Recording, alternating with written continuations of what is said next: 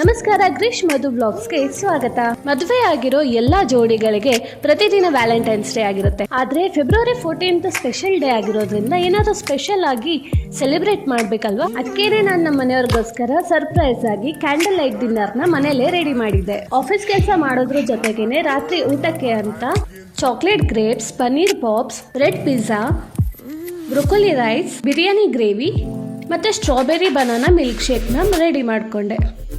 ನೀವು ಕೂಡ broccoli ರೈಸ್ನ try ಮಾಡಿ, ತುಂಬಾ ಚೆನ್ನಾಗಿರುತ್ತೆ ಮತ್ತು ತುಂಬ ಸಿಂಪಲ್ ಮಾಡೋಕ್ಕೆ.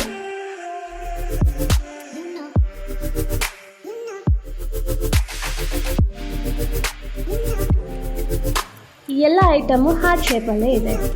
ಎಷ್ಟು ಕ್ಯೂಟಾಗಿದೆ ಅಲ್ವಾ? ಎಲ್ಲ ಅಡುಗೆ ತಯಾರಿ ಆದಮೇಲೆ ಇಬ್ಬರು ಜಮ್ ಅಂತ ಕೂತ್ಕೊಂಡು ಚೆನ್ನಾಗಿ ತಿಂದ್ವಿ. ಟೇಸ್ಟ್ ಅಂತೂ ಚೆನ್ನಾಗಿ ಬಂದಿತ್ತು. ನೀವು ಕೂಡ ಈ ಎಲ್ಲ ಐಟಮ್ಸ್ನ ಟ್ರೈ ಮಾಡಿ.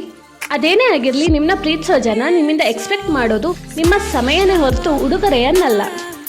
ನೀವು ಕೂಡ ನಿಮ್ಮ ಪ್ರೀತಿ ಪಾತ್ರರಿಗೆ ಸಮಯ ಕೊಡ್ತೀರಾ ಅಲ್ವಾ? ಓಹೋ, ಇಲ್ಲಿ ನೋಡಿ ಎಷ್ಟು ಕ್ಯೂಟ್ ಆಗಿದೆ ಗ್ರೀಟಿಂಗ್ ಕಾರ್ಡ್. ಮತ್ತೆ ಸಿಗೋಣ ನನ್ನ ನೆಕ್ಸ್ಟ್ ವ್ಲಾಗಲ್ಲಿ. ಧನ್ಯವಾದಗಳು.